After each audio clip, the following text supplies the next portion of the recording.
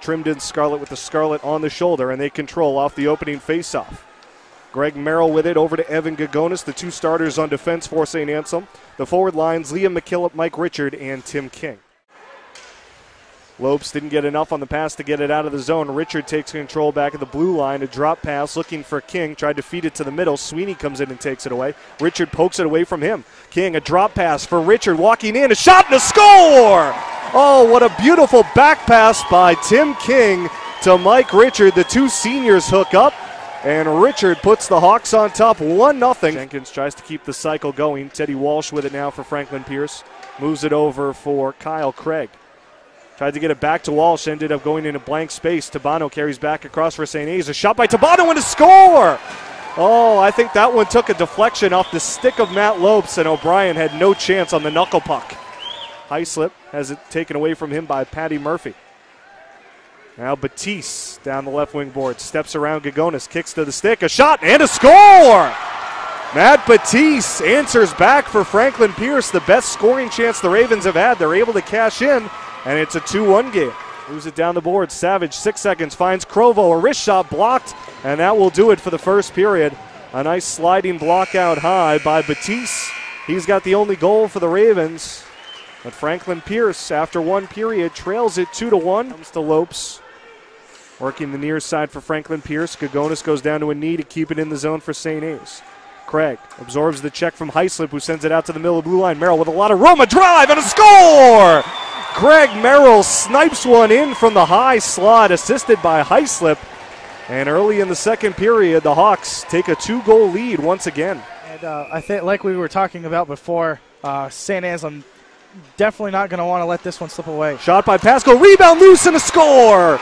Brian Luther jams it home.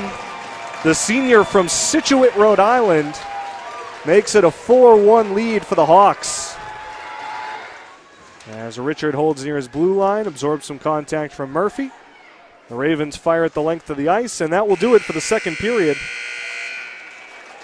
Something's got to give. They've got to do something. Hawks keeping the door open here for the Ravens. 30 seconds of 5-on-3 time. As Franklin Pierce looks to get set up, Merrill and Gagonis working on the back end here. Centering pass, and Carr scores. Michael Carr puts it away for Franklin Pierce, a power play goal. They do get the 5-on-3 goal. It is the 11th of the year for Michael Carr, assisted by Anthony Chigasola, and the Ravens have cut the deficit to 2. Sullivan plays it away to Zabka. Ducks between the legs of McCarron, going in front, a shot and a score from Sullivan.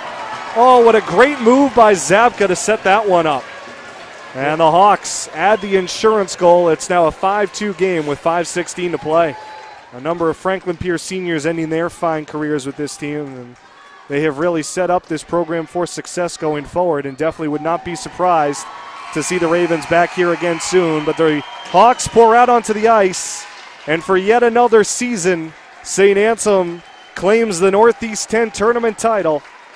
4 in a row for the Hawks, and for the departing seniors on the St. Anselm side, all they know is championships. And now the Hawks captains, Greg Crovo, Tim King, and Tucker Mullen, out to accept the championship award. For King and Mullen, it is their 4th Northeast-10 Tournament Championship award, as well as